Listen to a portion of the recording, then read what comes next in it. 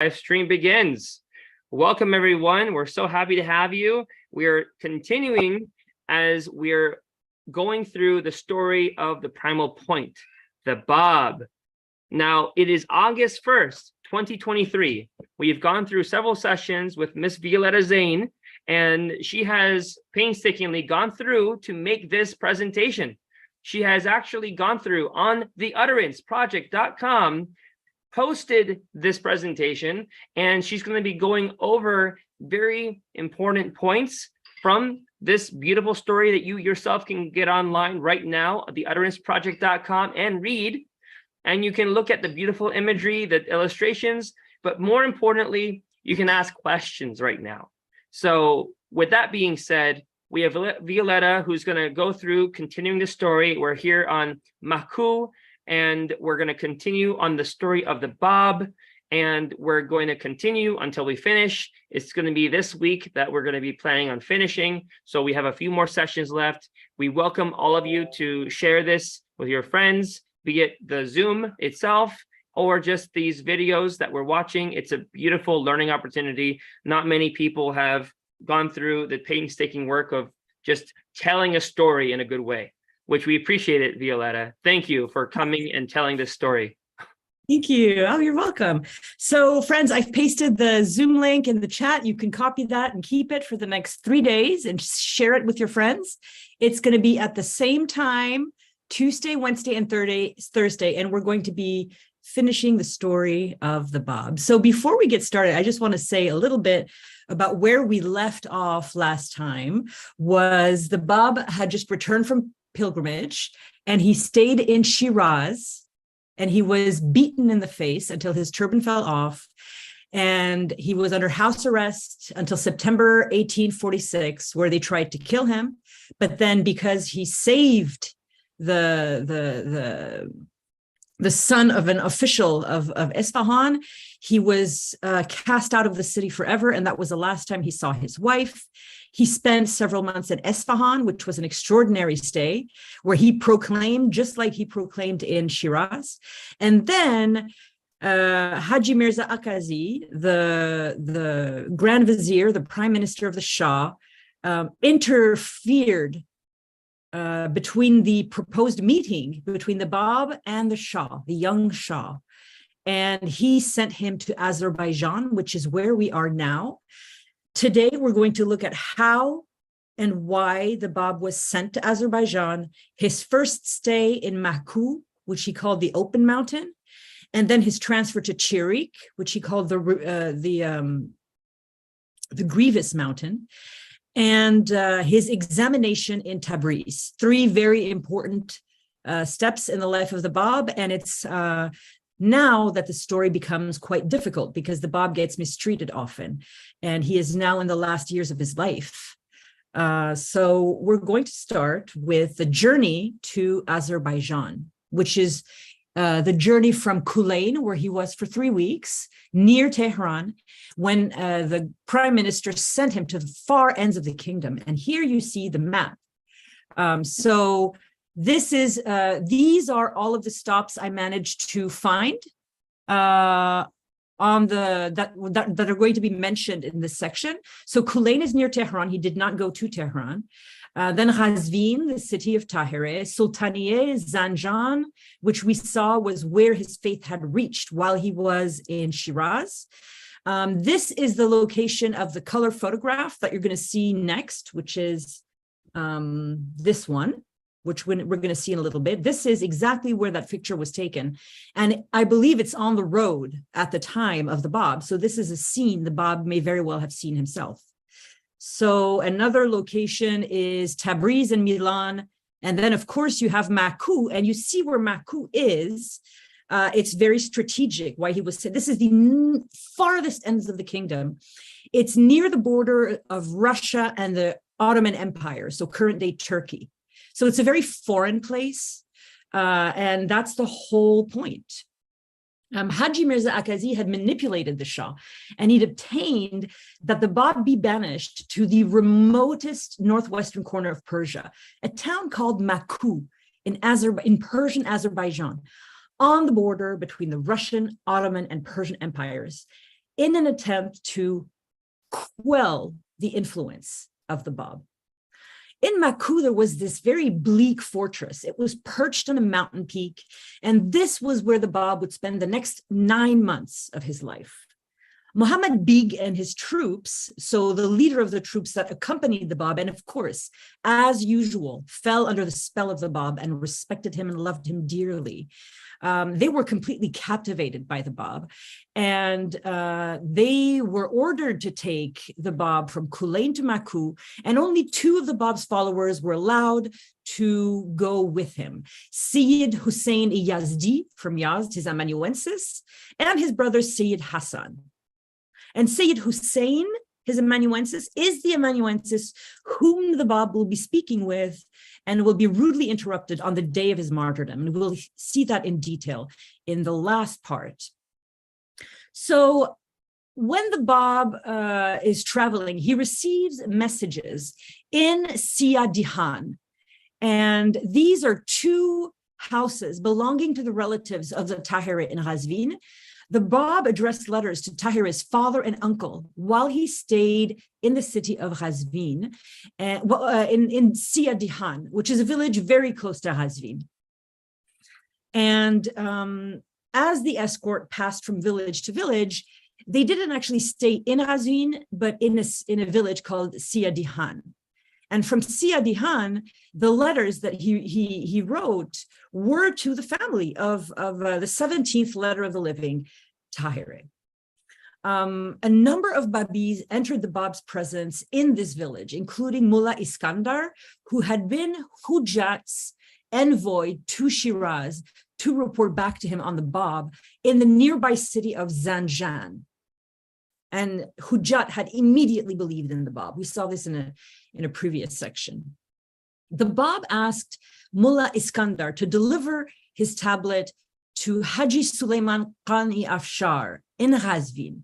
This man was a devoted disciple of Sayyid Kazim.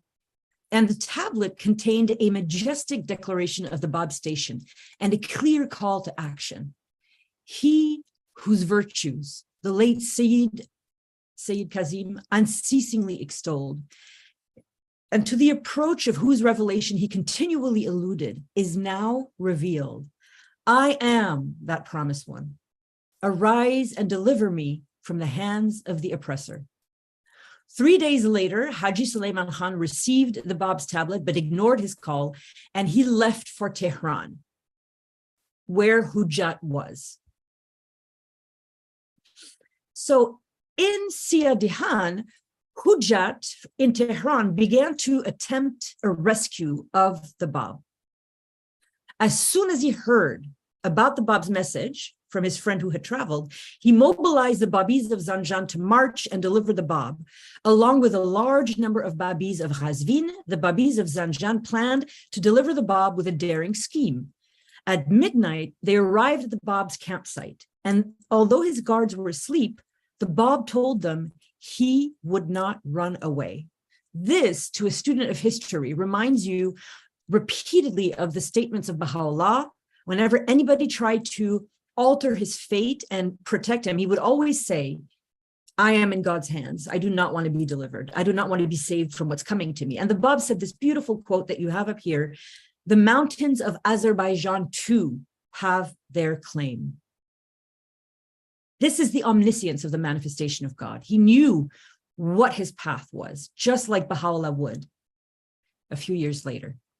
So it might seem contradictory that the Bab would ask Haji Suleiman Khan to arise and deliver me, but then when some people actually organize themselves to arise and deliver him, he declines the offer. But he knew, on the one hand, his foreordained destiny, and on the other hand, his request had a very important impact. It was one of the first times that Babis organized themselves in a massive way. From 2 different cities, a large number of Babis mobilized themselves, organized themselves, consulted with each other, and planned the Bab's almost successful rescue, because they arrived all the way there, only for him to tell them that the mountains of Azerbaijan had their claim. So this event, according to some historians, can be construed as an increase in capacity for the fledgling Babi community of Persia, something that will be more and more visible once they arrive to, and almost a preparation for the conference of Badasht, which is coming up. So after Siadihan, the Bab's escort stopped in many, many different towns and villages and caravanserais on their way to Tabriz. We do not have a full list of all of these towns and all of the Bab stops, but we do know that he stopped briefly in a town called Sultaniyeh, the stage before Zanjan, because these caravans, they always had stages. It was very well organized. A stage was how much you could travel in a day. And then they also traveled in the next stage in Zanjan at a caravanserai when many of the Babis came to meet him. Can you hold on just 1 second? I have to make sure my mom can come in the house. Maman, tu arrives à rentrer? Okay. Okay, false alarm. False alarm. Okay, so in Milan, and so this is the breathtaking view of the route that was taken. And you see how mountainous the landscape becomes as the Bab goes into Azerbaijan, which is like Kurdistan, also Persian Kurdistan and Turkish Kurdistan. All of that is just mountains. Oh, so this is around a city called Andaba-de-Olia in Zanjan province. It's a symbolic photograph because I have no proof that the Bab actually stopped there, but this is really on the route of the caravan, and just to. And it's also an illustration of how taxing the journey on horseback would have been, because, I mean, it's one thing if the terrain is flat, but if the terrain is mountainous and you're on horseback all day long, it's very tiring. When the Bab and his escort arrived in Milan, many of the inhabitants came to see him, and they were filled with wonder at the majesty and dignity of his bearing. And this is something that becomes more intense as the Bab's closing years of his ministry come, is he is now proclaiming everywhere he goes. He's saying, I am the promised one. In all of the letters that he writes, in the tablets, in his own holy writings. And so he is at it's the peak of his ministry, really. And the spiritual powers from the Bab are felt by people that maybe don't even see him, as you're going to see when he gets to Maku. It's very powerful. When they left Milan the next morning, an old woman brought a child who had been scalded and whose head was covered in scabs all the way to the neck, and she begged the Bab to heal her boy. The Bab called the boy to him, took out a handkerchief and waved it over his head while reciting verses. The child was instantly healed, and 200 of the inhabitants of Milan who witnessed this instantly became Babis. After the troop had left behind Milan, the Bab threw his horse in such a fast gallop that no one could keep up with him, no matter how hard they pushed their horses. When they had finally caught up with him, and only because he had reined in his horse, the Bab said to the men with a smile, "Were I desirous of escaping, you could not prevent me." And see, and this is very much the style of the Bab, to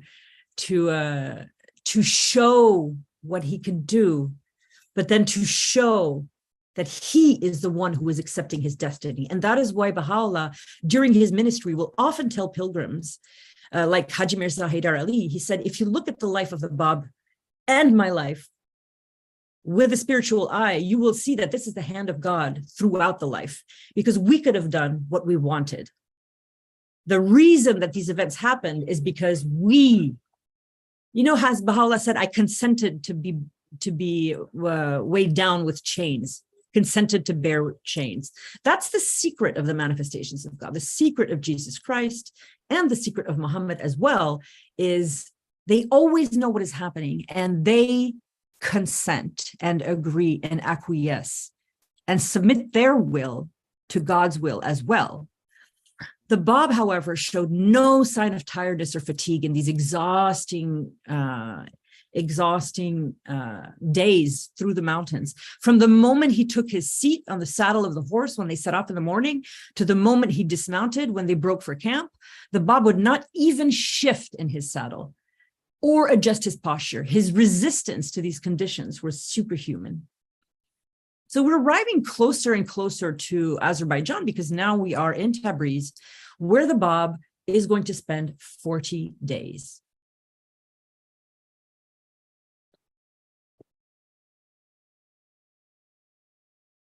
Sometime before the end of the journey, and I'm not sure when, because we don't have a time for this, but Muhammad Beg, the one who has accompanied the Bab since Isfahan, asks for the Bab's forgiveness because in the course of the journey, he had become a Babi. And he was heartbroken. So he asked the Bab and begged him to forgive him. He said, the journey from Isfahan has been long and arduous. I have failed to do my duty and to serve you as I ought. I crave your forgiveness and pray you to vouchsafe me your blessings.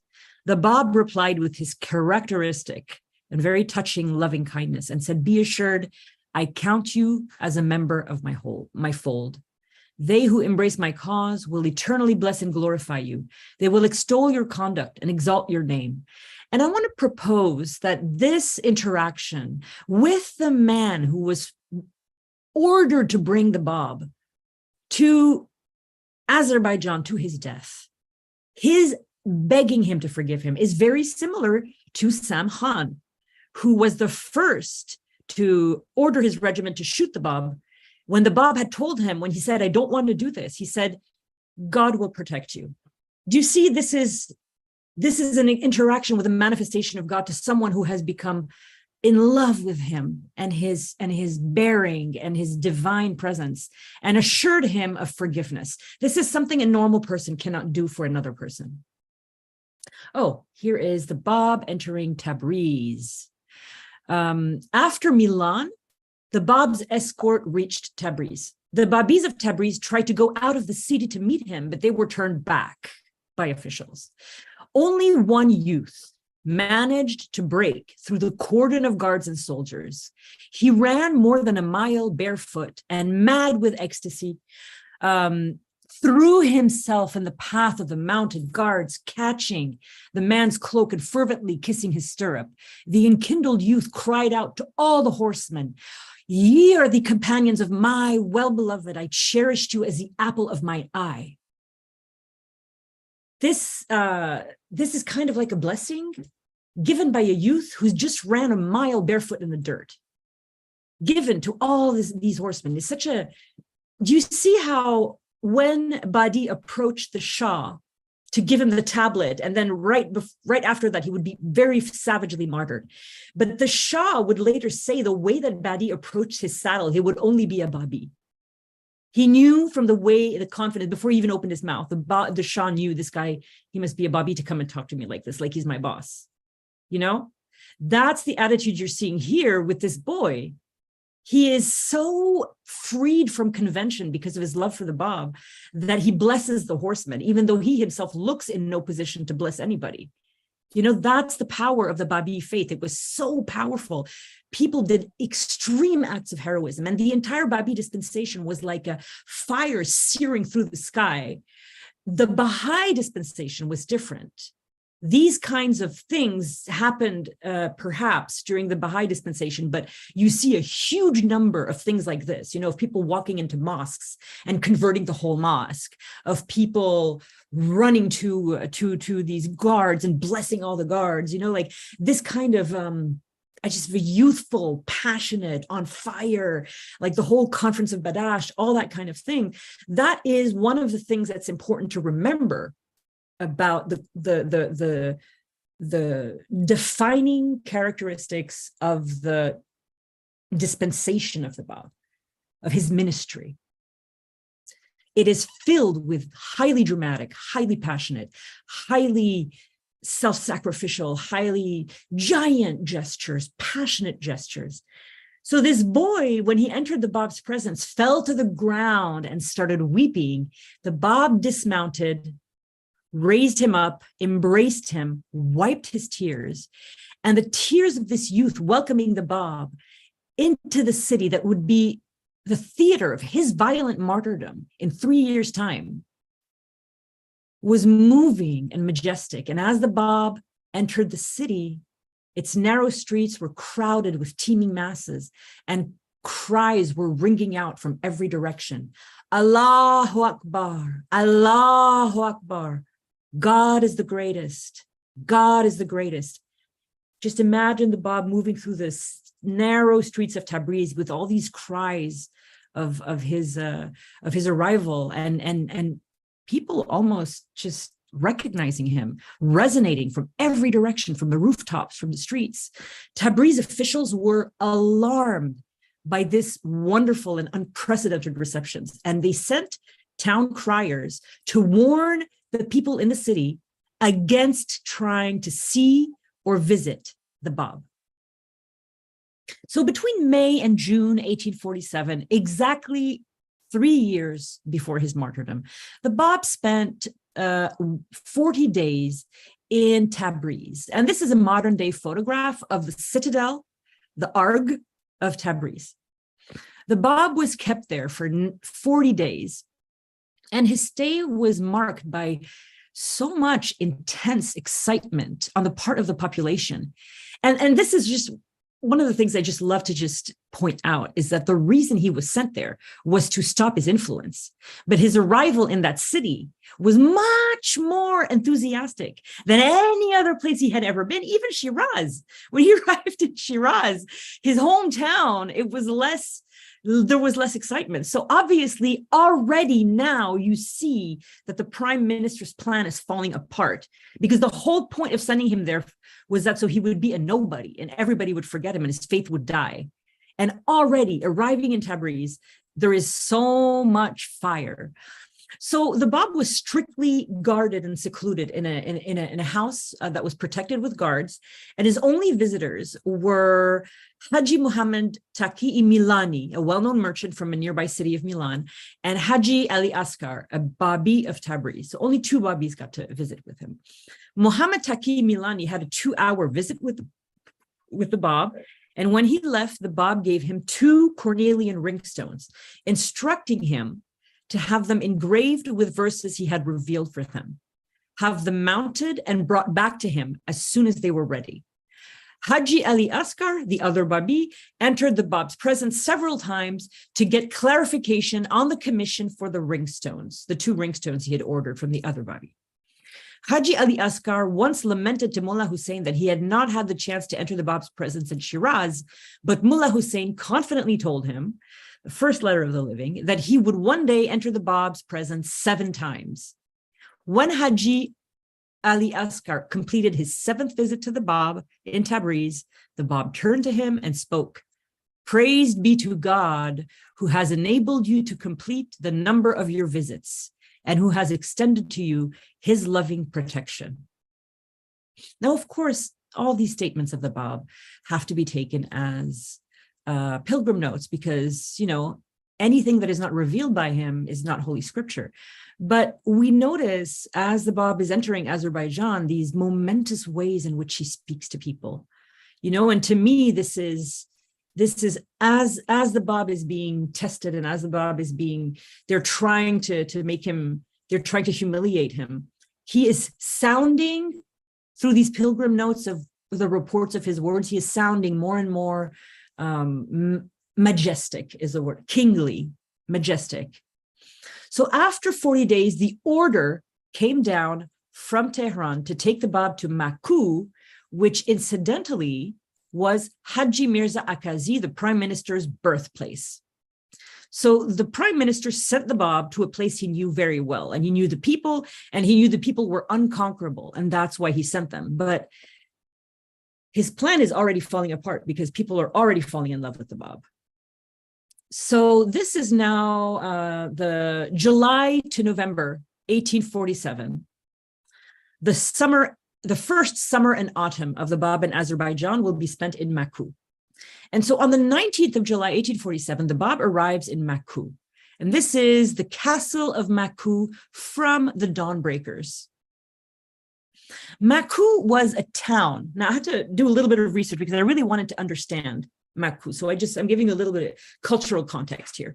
Maku was a town that was populated by Sunni Kurds. Only one road led from the fortress of Maku, which you see on the picture here where the Bab was detained, to the town. And the castle itself was bordered to the west, so towards the border with Turkey, to the west by the river Aras, also called Araxes, and to the south by the Ottoman Empire. And it sat in a remote, vast, and inhospitable and turbulent region of Persia. The warden of the castle of Maku was a rough and rude man named Ali Khan Makui, so from Maku, extremely strict at the beginning of the Bab's incarceration. Ali Khan refused to allow any Babi to stay in the town of Maku overnight, but he failed to prevent the people of Maku to gather at the foot of the mountain to try and obtain a glimpse of the Bab.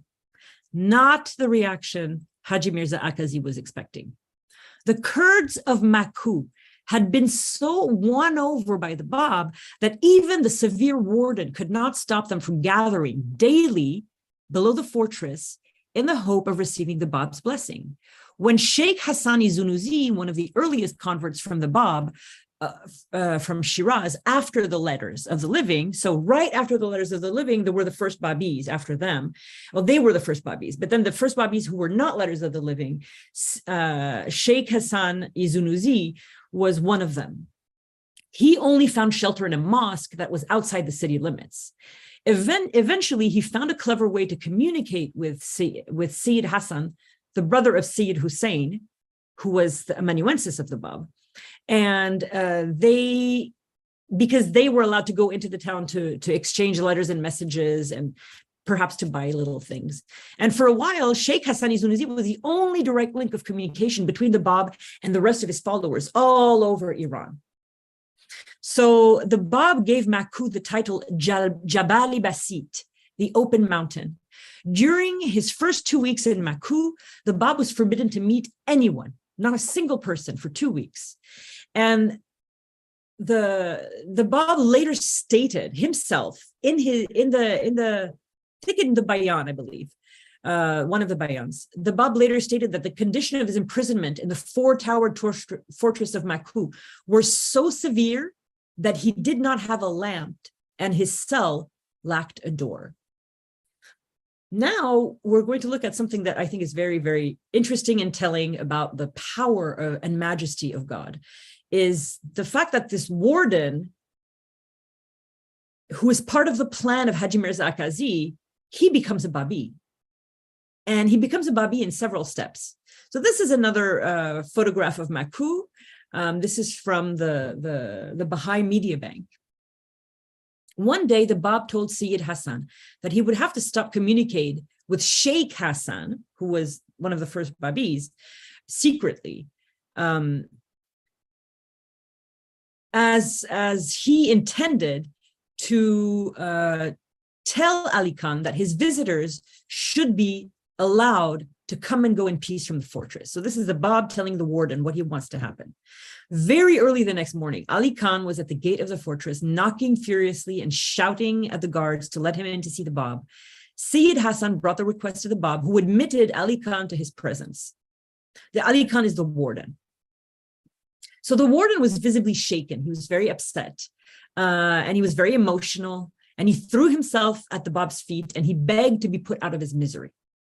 He had been riding through the wilderness and approaching the gate of Maku when he had seen the Bab standing by the side of the river praying and this is him talking to the Bab now from the dawnbreakers. With outstretched arms and upraised eyes, you were invoking the name of God. I stood still and watched you. I was waiting for you to terminate your devotions that I might approach and rebuke you for having ventured so far away from the castle without my leave. In your communion with God, you seemed so wrapped in worship that you were utterly forgetful of yourself. I quietly approached you.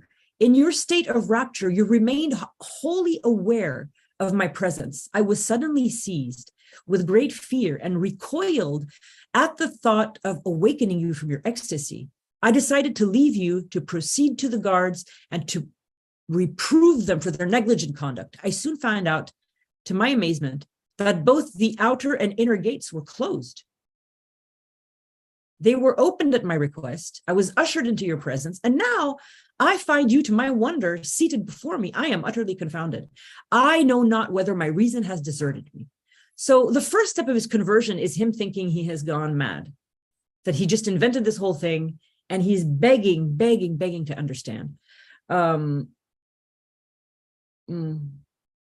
this is just really a beautiful picture that also comes from the Baha'i archives that is just magnificent of Maku. There's just a little bit that's cropped off the bottom of the picture. Unfortunately, due to the format, I couldn't show it, but it's just so stony, you know? So the Bab confirmed what the warden had seen, confirmed his vision, and accepted his declaration of faith with these words: "What you have witnessed is true and undeniable. You belittled this revelation and have contemptuously disdained its author. God, the All-Merciful, desiring not to afflict you with his punishment, has willed to reveal to your eyes the truths. By his divine interposition, he has instilled into your heart the love of his chosen one, and has caused you to recognize the unconquerable power of his faith." So here is the Bab taking the vision of the guard, what's his name? Ali Khan, the warden, and he is recontextualizing it for Ali Khan. No, you are not mad, but you belittled this revelation, and now God has deemed fit to show you the greatness of this revelation. And immediately, with the Bab explaining to him what he had seen and what had happened, and actually the Bab kindly telling him, you are now a believer, basically. The warden's arrogance was wiped away, and it was replaced with humility and devotion. And his first words to the Bab were, "A poor man, a sheikh, is yearning to attain your presence." This is Sheikh Hassani Zunuzi, the one who's outside the city, who's been wanting to meet with the Bab. "He lives in a mosque outside the gate of Maku. I pray you that I myself be allowed to bring him to this place that he may meet you. By this act, I hope my evil deeds may be forgiven, that I may be enabled to wash away the stains of my cruel behavior towards your friends." The Sheikh Ali talking about was also, so the warden personally escorted Sheikh Hassani Zunuzi into the Bab's presence. So now summer and autumn 1847. So circumstances change in Maku after the conversion of the warden. And this is a very beautiful picture from Wikimedia Commons, modern day, you know, to just give it a little bit more presence for us, just to see Maku in these colors. It's so just, you only see a little bit of the green of the trees, but you know, the rest is stone. It's just very mineral, you know. Over time, Ali Khan grew so captivated by the Bab's innocence and prophet-like behavior that he lifted the initial strict constraints of his confinement in Maku, and he became a Babi. After Ali Khan's conversion, his devotion to the Bab increased daily, and he did everything he could to alleviate the Bab's incarceration and even helped Babis when they needed it. The prison gates were no longer barred the Bab from his followers, and an increasing number of Babis from all over Persia came to visit him in Maku, like a never-ending stream of eager and devoted pilgrims. Each pilgrim was allowed 3 days in the Bab's presence, after which the Bab dismissed every loving follower, each with specific instructions and regions of service, just like how the Bab gave instructions to each of the letters of the living and then let them go after the declaration, the first 40 days of the declaration. It's the same thing. Everybody comes and everybody has an area of service and then a mission that's given to him directly by the Bab. So you could just imagine if there's an incessant stream of Babis from all over Persia coming to see him, then that means that this stream also leaves the presence of the Bab and spreads throughout Iran. So this is going to really consolidate the Babi faith in Persia. And by allowing these visits, Ali Khan did a tremendous service to the Bab, a tremendous aid to his prisoner. and facilitated the spread and the strengthening of the Bab's cause more than probably any other person in a way.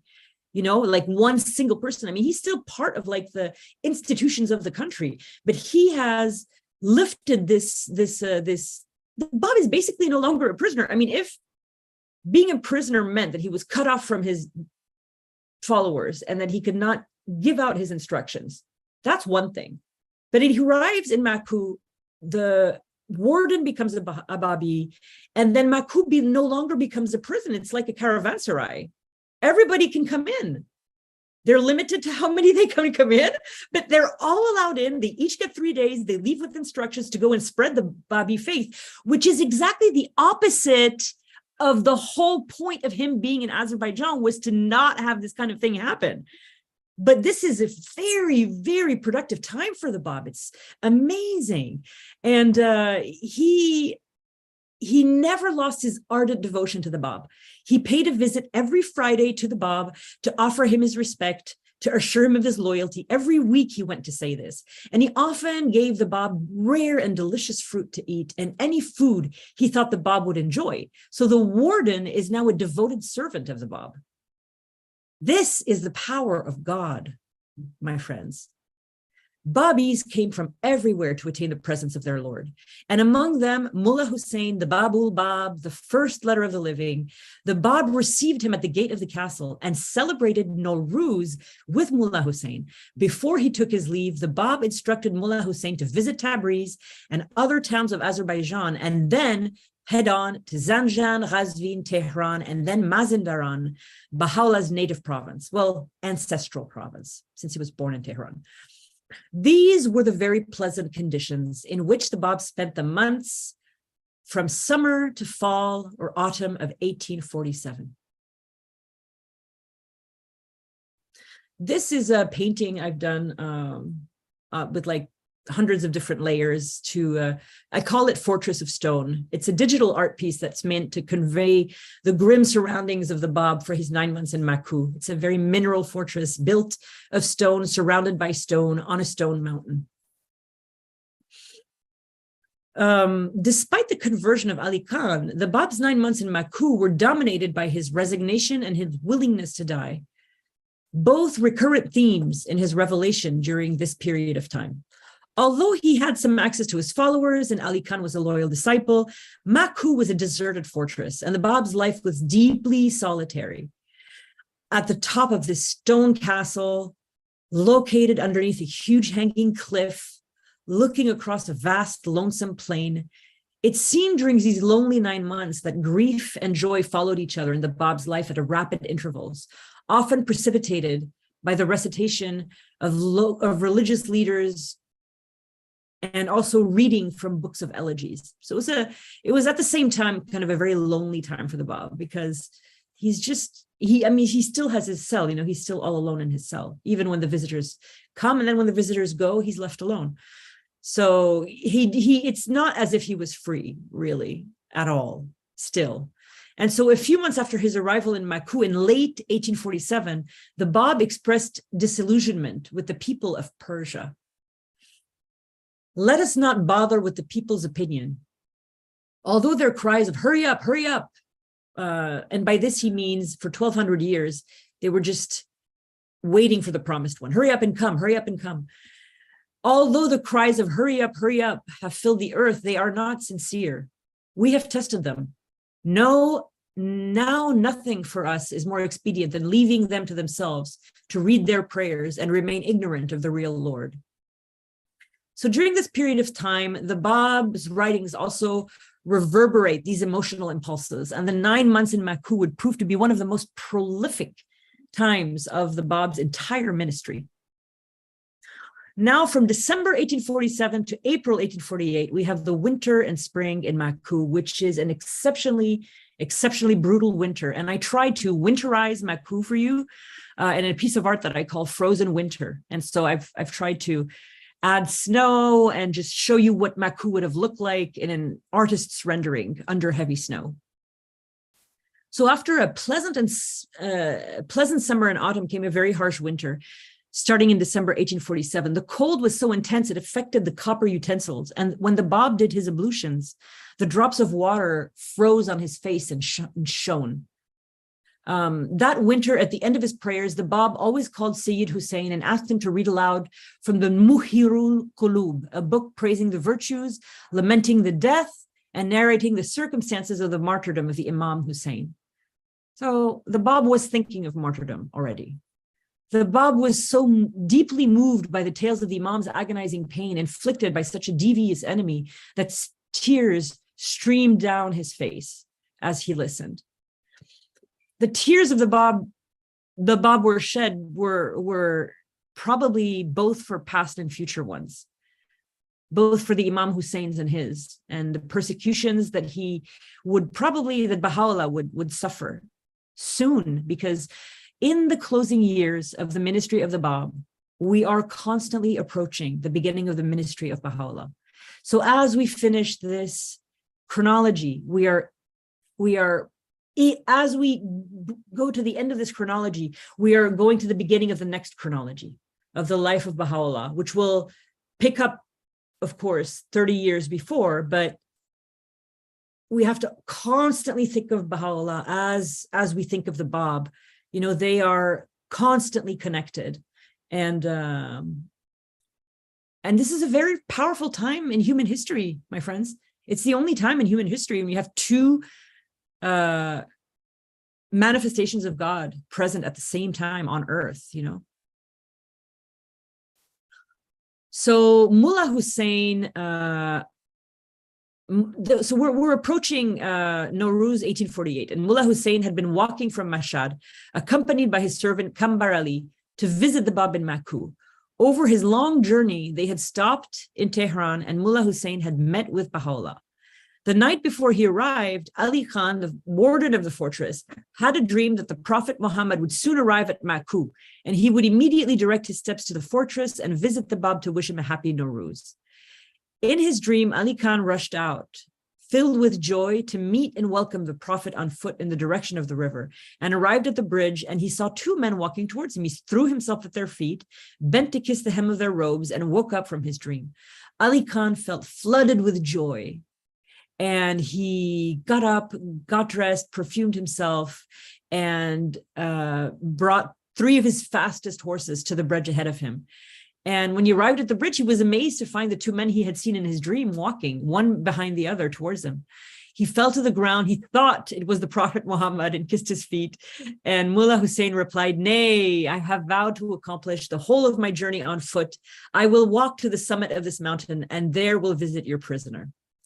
So he did not take the horse. He completed his journey on foot as he had sworn he would do. And this also increased the reverence of Ali Khan towards the Bab.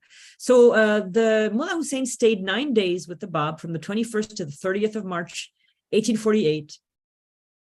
And in this story, the Bab is presented with quinces and apples and other delicacies.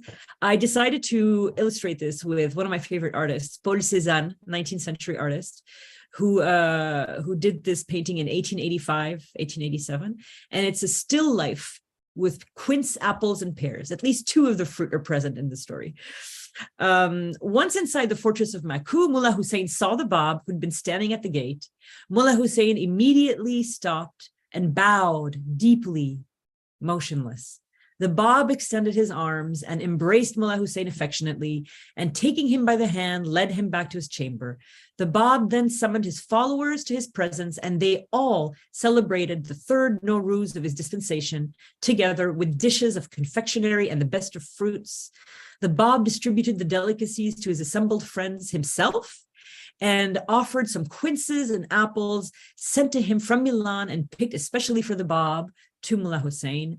The Bab spent 9 months in Maku. Until this Now-Ruz, none of his followers except Sayyid Husayn had been allowed to spend the night inside the fortress.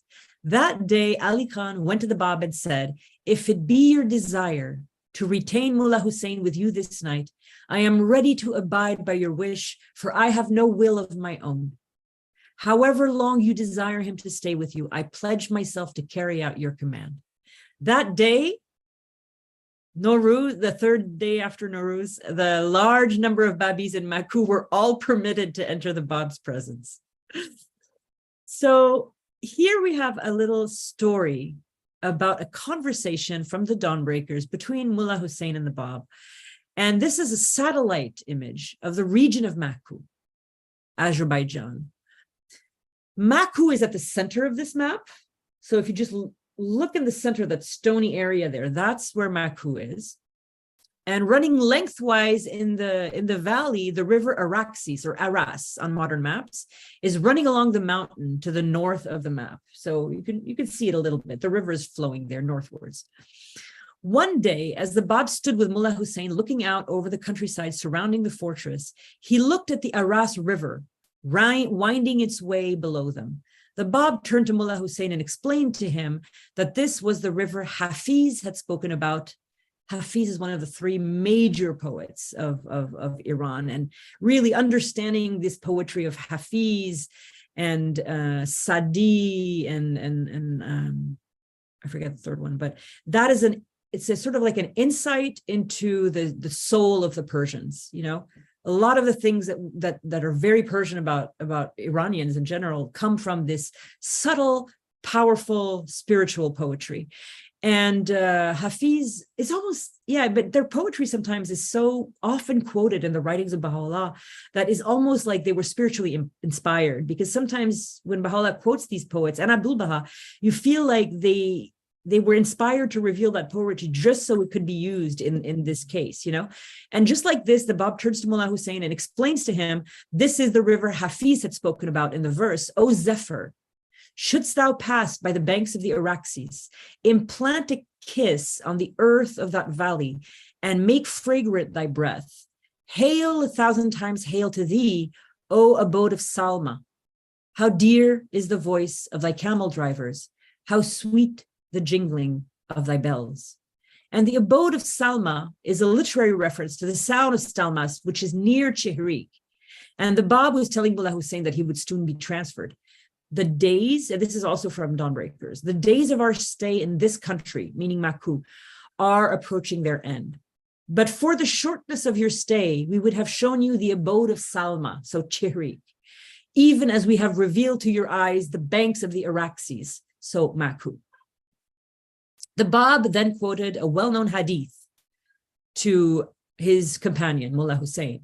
Treasures lie hidden beneath the throne of God. The key to those treasures is the tongue of the poets, which is why Hafiz and Sadi, and they're so important, because they are spiritual in essence, you know. And I really enjoy when we see in the last years of the Bab references almost to his childhood, because the throne of God has been something that has occupied the Bab's mind since his childhood, because he spoke about it when he was a child. I want to fly up beyond the throne. I am so light, I could fly up beyond the throne. In their time together, looking out and above the landscape, the Bab prepared Mullah Husayn for what was to come and asked him not to share his revelations with anyone else. And the Bab told him, a few days after your departure from this place, they will transfer us to another mountain. Ere you arrive at your destination, the news of our departure from Maku will have reached you. So this is something that modern historians believe, is that the timing of Mullah Husayn's visit to the Bab in the spring of 1848, right a month before the conference of Badasht. Modern historians believe that the Bab's call for Babis to gather in Khorasan, where the conference of Badasht was about to take place, was a result of Mullah Husayn's visit to the Bab in Now-Ruz of 1848.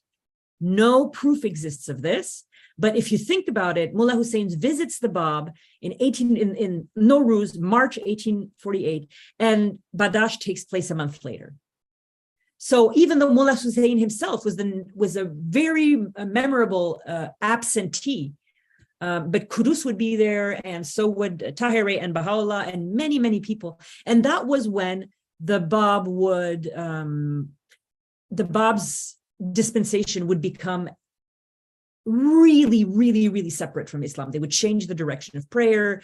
Tahereh removed her veil, all of these things, And this, Badasht has a legalistic view about it. It has a legalistic aura about it because it's changing things, And this is the legislative phase of the Bab's revelation. We're going to look at a few of the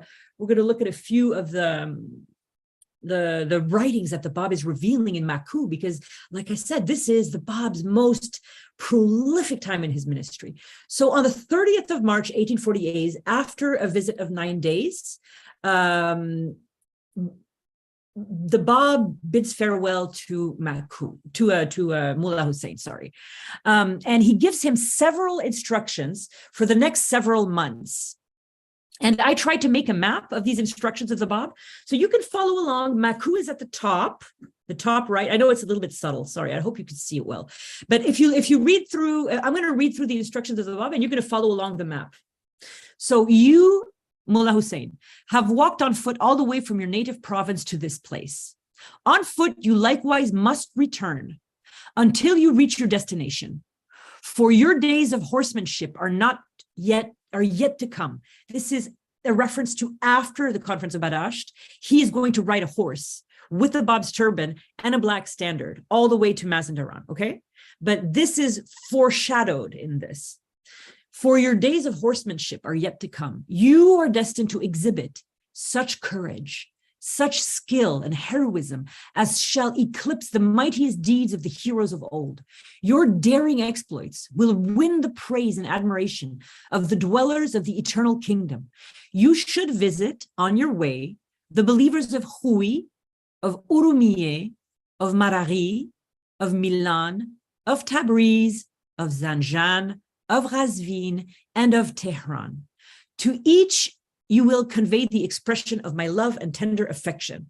So just imagine Mullah Husayn going through all these towns, and to each person he sees, conveying the expression of the Bab's love and tender affection. You will strive to inflame their hearts anew with the fire of the love of the beauty of God, and will endeavor to fortify their faith in his revelation. From Tehran, you should proceed to Mazandaran, where God's hidden treasure will be made manifest unto you. Mazandaran. You will be called, and also that is where Mullah Husayn is going to meet Baha'u'llah again, and for the first time in his life, he's going to see Baha'u'llah's station. So this event in Baha'i history, which is covered in detail in the next chronology I'm going to do, this is also foreshadowed in this, okay? So the Bab is doing two things. He's giving him instructions to re-inflame all the Babis, but he's also prophesying several things that are going to happen. You will be called upon to perform deeds so great as will dwarf the mightiest achievements of the past. The nature of your task will in that place be revealed to you, and strength and guidance will be bestowed upon you that you might be fitted to render your service to this cause. Kambar Ali was the man who was in the dream of the warden of the prison, who had walked with Mullah Husayn because he loved him and wanted to walk with him. He will walk back with Mullah Husayn. He will go into all these towns. He will follow Mullah Husayn into battle, and he will be martyred with Mullah Husayn. He will follow him to his death. And when Mullah Husayn left Maku on the 30th of March, 1848, Kambar Ali left with him. And the Bab's parting words to Kambar Ali, he gave parting words to the attendant of Mullah Husayn, the prophet of the Babi dispensation. The Kambar Ali of a bygone age would glory in that his namesake has lived to witness a day for which even he who was the Lord of his Lord sighed in vain, of which he with keen longing has spoken. Would that, these are the words of the Kambar Ali after whom he was named. So the Bab is quoting his ancestors' words, kind of his namesake's words. Would that my eyes could behold the faces of my brethren who have been privileged to attain unto this day. So thoughtful of the Bab to bid farewell to this man who will be martyred in his name. So this is the path, my friends, between Maku and Chihriq. We have finished studying the life of the Bab in Maku. Now you see that the path that the Bab takes to go to Maku follows the border of Iran almost perfectly. And you see there is the tip of a lake shown here. This is Lake Urumiyyih and Urumiyyih in modern. It's about 105 miles, 170 kilometers. And we're going to look at in the next part why this change takes place. But I want to just close this section with one more vignette and then a couple of the writings that the Bab revealed in this period, and then we're going to pass on to the next phase, part 10. Haji Mirza Akazi, the prime minister of Persia, had spies crawling in Maku. And of course, he had sent the Bab in Maku to be humiliated and his faith forgotten. And the thing is, the warden became a Babi. The people of Maku begged to see him. They would stand at the bottom of the mountain to see him, just hear him or see him. Then the warden allowed the Babis to come in and then let them stay 3 days with instructions from the Bab, back out. And then he allowed Mullah Husayn and many Babis to sleep over on Now-Ruz. So obviously, if the prime minister of Iran has spies crawling around Maku, he's going to hear of this. And he does. And he's not happy because he expected more antagonism from his people because he's from Maku, believe it or not. And he's just very disappointed because this is the way that these people, the warden is a son of Maku. He's born in Maku. His last name is Makui, And so he's just very disappointed. He thought that it was going to work. He thought really that they were going to hate the Bab and they just loved him and worshipped him. So, I mean, they nearly gave him a standing ovation when he walked through Tabriz. So anyway, this man is just losing it. He hates the Babi faith and he's just trying to kill it and he can't manage to quite do it. So when he heard these detailed reports of the Bab, day and night, the warden of the castle of Maku is to be seen associating with his captive in condition of unrestrained freedom and friendliness.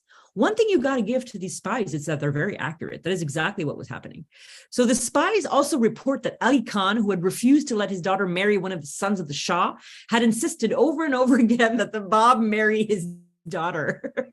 The Bab had refused time and time again. And Ali Khan even asked Mullah Husayn when he was here for 9 days, just please ask the Bab that he marry my daughter, please. He wanted him to be part of his family. So all of these negative but positive reports inflame the anger of Haji Mirza Haidar Ali, who immediately orders the transfer of the Bab to the castle of Chihriq. But now, a little bit of a surprise, we have the revelation of the Bab in Maku, which, because none of these books and epistles and tablets have any specific way for me to date them, I just placed them all together because I didn't want to interrupt the flow of the story. I only place a book or a revelation inside the chronology of the life of the Bab when I have a precise date, like on the 30th of this month. But these are all at the time he was in Maku, so sometime between 1847 and 1848. So one of the things is this is yet another tablet to Muhammad Shah. So it's called Epistle to Muhammad Shah III because there were two previous ones.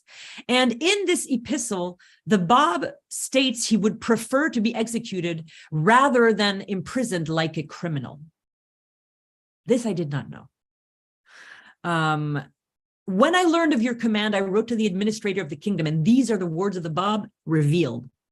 By God, kill me and send my head wherever you please, because for me to live and be sentenced to the place of criminals is not honorable. No reply was received, since I am certain His Excellent, the Haji Mirza Akazi, has not fully brought the matter to your attention. There's several things happening here. One is you see the Bab's innate sense of befitting and respect and honor and dignity. That is very innate to the Bab. And he says, it is more seemly for you to cut my head off and send it to whatever direction than it is for you to put me in a prison with criminals. This is such a high sense of dignity. And then the other thing is that I really think is very important is at the end, the Bab shows his omniscience and he shows he knows what Haji Mirza Akazi is doing, because he says, I am certain His Excellence, the Haji, has not fully brought the matter to your attention. From the beginning of the Babs started being sort of like rising to prominence and rising to the attention of the Shah, which happened in 1846 when Vahid, the trusted envoy of the Shah, became Sayyid, what was his name before he was Vahid? He was Sayyid Yahya Darabi. Yeah, Sayyid Yahya Darabi. So ever since Sayyid Yahya Darabi became Vahid, he has been on the radar of the Shah, and ever since he's been on the radar of the Shah, he's been on the radar of Haji Mirza Akazi, who's been trying to avoid by all means the Shah meeting the Bab. And why do you think that is? Every single person who's been allowed to meet the Bab has been taken over by his unbelievable mix of dignity and majesty and kingliness and modesty but power, but courtesy, but kindness, but loving tenderness, but majesty, so he cannot ever allow them to meet, because if the Bab meets the warden of the prison and the warden of the prison just basically spreads the faith, then what will happen if the Shah meets the Bab? You cannot allow anyone, if you hate this person, if you hate the Babi faith, you cannot allow anybody to meet the Bab, because he is just irresistible, absolutely irresistible. This is also, I love this tablet, actually. It's really beautiful because the Bab really, he asserts the truth of his claim and the powers of his revelation. He quotes from the Quran and the Hadiths, prophecies of this dispensation, but he expands upon his suffering, and he condemns the Shah's officials for their treatment of him, particularly the sadistic Hussein Khan in Shiraz. And then this is so beautiful. And then I want to pass on to something else that's very important. This is one of the descriptions of the Bab, of his solitude in the remote fortress to the Shah of Iran. He says, "I swear by the great Lord, the Prophet Muhammad, that if you knew in what place I dwell, you would be the first to pity me. Amidst the mountain, there is a fortress, and there, by your majesty's favor, I dwell. Its inhabitants are limited to 2 guards and 4 dogs." They did that to a manifestation of God. And then they're not going to learn their lesson, because in a few years, they're going to put Baha'u'llah in the Siyachal, 5 years from now. So this is a major, major work. The Dalali Sabi, the 7 proofs, this was revealed in Maku in honor of Mullah Ahmad-i-Khatib and Hujat. It is considered to be the Bab's most important polemical work. As the title indicates, the 7 proofs, the Bab discusses 7 arguments according to which his revelation is sufficient proof of the truth of his mission. So it's interesting because it's a polemical work. So it really fits in with this legalistic sort of last phase of his revealed works. It's legislative, and also the way the work is built. Building 7 proofs is exactly like an argument, like a lawyer's argumentation. So even the manner itself of this treatise is legislative. I think it's very beautiful. Responding, so the Bab in this 7 proofs is responding to Mullah Ahmad-i-Khatib, who had asked for proofs of his mission, and he responds with these 7 proofs. And in this book, I mean, yeah, it's a small book, but he puts forth new and original theological arguments of great importance, including a very important argument on the unity of the manifestations of God. And this point is central because the Bab addresses it at the beginning of the 7 proofs. And he explains that every manifestation of God is the return of all the past manifestations of God, because they are all manifestations of the primal will of God. And this is a quote about this. "In the time of the first manifestation, the primal will appeared in Adam. In the day of Noah, it became known in Noah. In the day of Abraham, in him.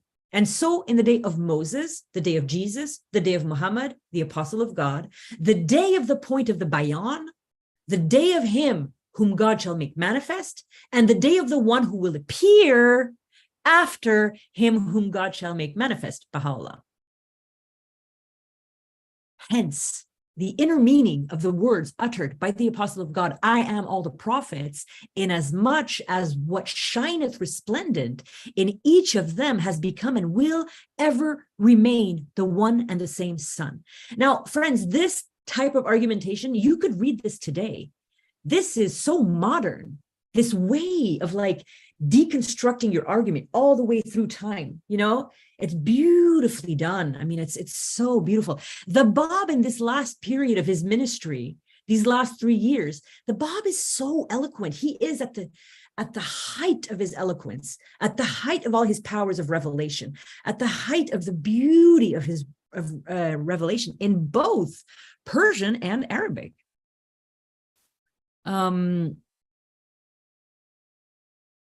Oh, yeah.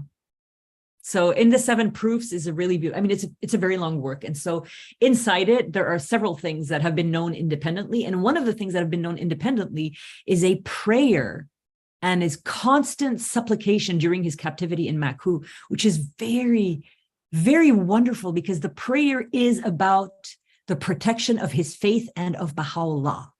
So I think this is just very wonderful. I'm going to read this. Oh, that's so sweet. Wow, it's so beautiful. Oh my God, grant to him, to his descendants, to his family, to his friends, to his subjects, to his relatives, and to all the inhabitants of the light, which will clarify their vision and facilitate their task. Now, I wanted to interrupt here just to say, friends, when you read something like this, grant to him and to his descendants and to his family and to his friends and to his subjects in English, know that in Persian, this sounds like a poem. When there is a repetition like this in the English, often because of the grammatical to him, to his descendant, to his family, often this will rhyme in Persian. And that's why Persians will often chant the writings because they rhyme so much, you know? My father always says that his parents, who were Knights of Baha'u'llah, they never said prayers. They always chanted their prayers. And he says that his memory from his childhood is just chanting. And I understand this now because of the Utterance Project. So grant to him, grant that they may partake of the noblest works here and after. In truth, there is nothing that is impossible to thee. Manifest through him thy new commandment, so that through him thy religion may blossom again. Put into his hands, Baha'u'llah, a new book, pure and holy, so that this book may be free from all doubt and uncertainty, and that no one may be able to destroy it. Through him destroy all tyrants, put an end through his sword to all discord, annihilate through his justice all forms of oppression, render the rulers obedient to his commandments, subordinate the empires of the world to his empire. Oh my God, humble everyone who desires to humble him, destroy his enemies, deny anyone who denies him, confuse anyone who spurns the truth, resists his orders, endeavors to darken his light, and blot his name. At the end of the prayer, the Bab added instructions to repeat it often, adding a prayer for protection for Baha'u'llah, which is this: be awake on the day of the apparition of him whom God shall make manifest, because this prayer has come down from heaven for him, although I hope no sorrow awaits him. It's very sweet. Now, friends, do you know the prayer, say God sufficeth? Say God sufficeth. It comes from the 7 proofs. And if you want to hear it in its original Arabic, you can go to the Utterance Project, the YouTube channel, and you'll see it. So during his stay in Maku, before he leaves for Chihriq, the Bab also wrote epistles to the clerics of every city in Persia. Now, we no longer have these epistles, the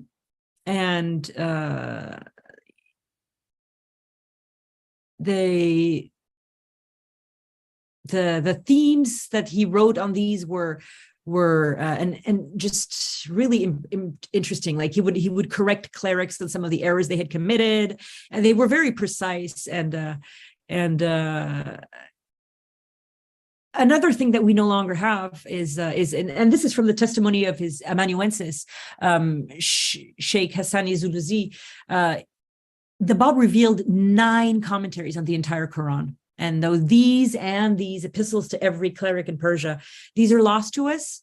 But the Shoghi Effendi, just to tell you about the importance of what we've lost, the importance, just irreplaceable importance of what we lost. The Guardian Shoghi Effendi said that one of these 9 commentaries was surpassed the Qayyum al-Asma in some respects. And that's lost to us. So I want to try to summarize this a little bit, because I do want to get to the second part of our talk today, which is the examination of the Bab in Tabriz. These are 3 works that the Bab began in Maku and finished in Chihriq. So in July, the first one is the Persian Bayan. And this is a page from a manuscript of the Persian Bayan in the British Library. And it was started in July 1847 when he arrived, and it's the most comprehensive and crucial of all of the Bab's writings, and the mother book of the Babi dispensation, in which the Bab masterfully lays out the laws and ordinance of his dispensation and clearly foretells the advent of the revelation of him whom God shall make manifest. And Bayan, which we're going to be talking about a lot in the last 2 parts here, Bayani Farsi is the Persian Bayan, and the word Bayan means exposition. So very significantly in this legislative part of the Bab's writings is that in the Persian Bayan, the Bab abrogates, for the first time in his ministry, Islamic laws and traditions, and sets down new laws and new teachings for the Babi dispensation. Rather than simply abrogating and instituting laws, however, the Bab discusses laws as symbols with deep spiritual meaning, laws as spiritual vehicles that can enable the Babis to prepare for the advent of him whom God shall make manifest. Because him whom God shall make manifest is going to reveal laws for 500,000 years. The Bab is very concerned throughout the end of his ministry and from the very beginning of his ministry. Everything he does is centered around having the highest number of Babis possible become Baha'is when Baha'u'llah appears. Right? So the Bayan is one of the things that is in this straight line of this thing that concerns the Bab very deeply. Both the perfect content and form of the Bayan serve to prove that the Bab's thesis of the metaphysics of unity of a Vahid. All things are manifestation of an inner reality, and that reality is the revelation of God within each created thing. So it's so complicated. The Persian Bayan is made up of Vahids. Vahids are a central unit to the Bab, because a Vahid means unity, and there were 18 letters of the living. With the Bab is the first Vahid of the Baha'i dispensation, Babi dispensation, meaning the first 19 believers. When the Bab sends out the letters of the living and tells them to send me the names of the people who become Babis, the Bab organizes them in Vahids. First Vahid, second Vahid, 361st Vahid. He writes down the names of the believers. Back in the day, the accounts of the people of the world, that's the kind of things that the Bab was doing. So this Vahid, what it means also, like theologically for the Bab, like if you just, Vahid is 19, that's fine. That's like the face value. But now if you pivot, what a Vahid is, it is a unity. What a unity is a manifestation of an inner reality. This reality, inner reality, is the revelation of God within each created thing. So inside the Bayan, the Vahids are the manifestation of God within that, the reality of the revelation of God within that reality, but also within the Vahids of the Babi faith. I mean, a Vahid is like a central concept for the Bab. It's very, very important.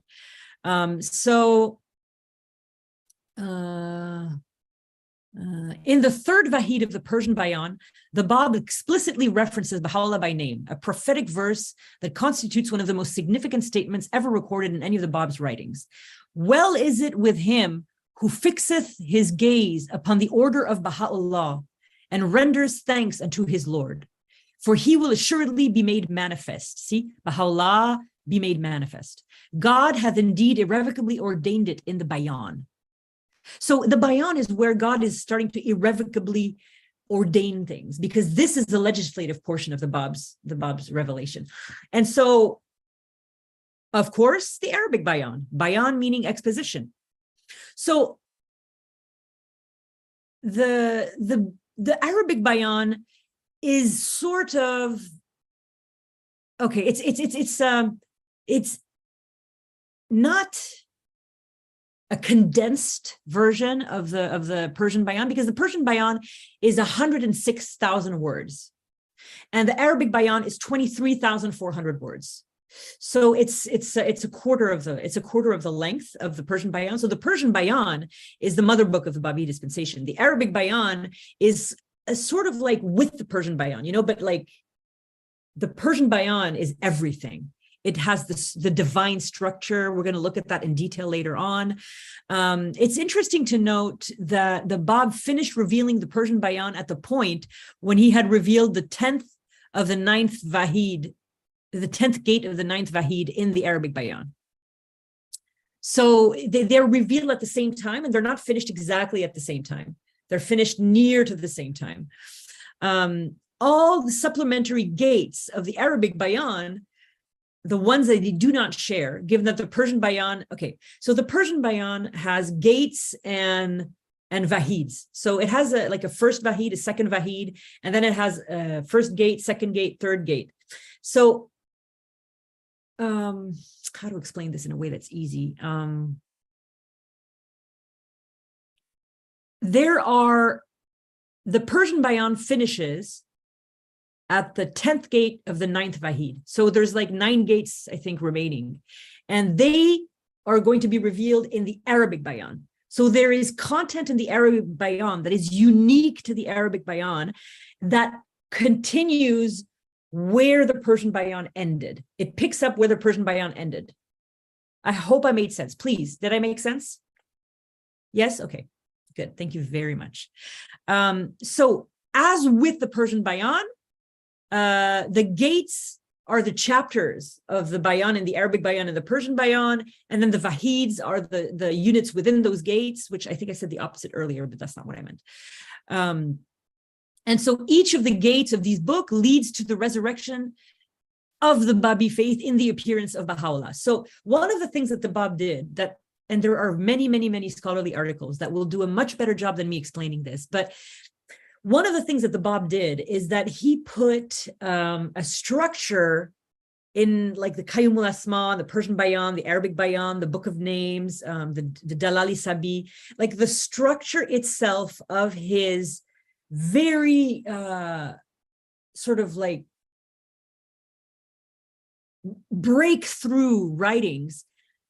He pays attention to the structure in a sense that, I mean, it was revealed by God, so it's not like he intended it to be that way, but the structure that God gives to the revelation of the Bab for things like the Persian Bayan and the Arabic Bayan and the Qayyum al-Asma, the structure itself is so perfect and references the unity of the manifestations of God, but it also like the number of chapters and the number of paragraphs, the number of verses, all of those numbers serve a purpose. They're not arbitrary numbers. There is a very specific number of verses in the Qayyum al-Asma, and each of the chapters of the Qayyum al-Asma refers, basically is a statement of I am the promised one, I am the promised one, I am the promised one. And it has 111 chapters. And they each have the same number of verses. And he does the same thing with the Persian Bayan and the Arabic Bayan.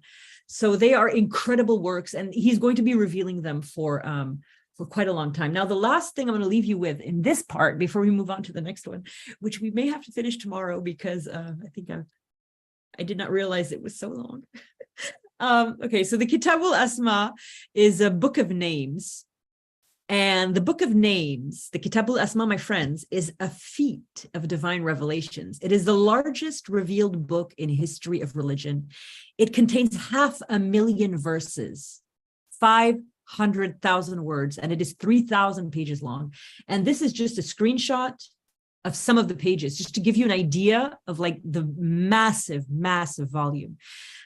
Again, this is perfect. I almost like I planned it, but I didn't. The Bab revealed the Kitab al-Asma in 19 unities, 19 wahids of 19 gates, 19 babs, 19 wahids of 19 babs, 19 unities of 19 gates, for a total of 361 gates. To date, we have not yet found all parts of this immense work. And so in the Kitab al-Asma, the Bab expounds on the various categories of human beings as reflections of divine names and attributes, and discusses ways in which all forms of reality can be spiritualized through the recognition of the supreme source of divine revelation. In one section of the Book of Names, the Bab expounds on the name of God, the most perfect, Atqan, and counsels his followers to reflect the perfections of God's handiwork in their own work. And a little surprise, do you know, enable all the peoples of the earth? That comes from the Kitab al-Asma. And if you want to hear it recited in its original Arabic, you can go to the Utterance Project. Oh, let's take a tiny little break before we go to part 10. Does anybody have any comments or any questions? I'm going to take a drink of water.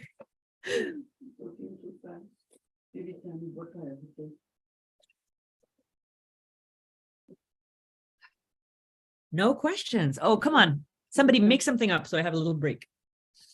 Why was there Farsi and Arabic? I'm sorry? Change between Oh my gosh, I can't hear you very well. I think let me know if this is what you said. You want to know when the Bab began revealing in Farsi or Persian?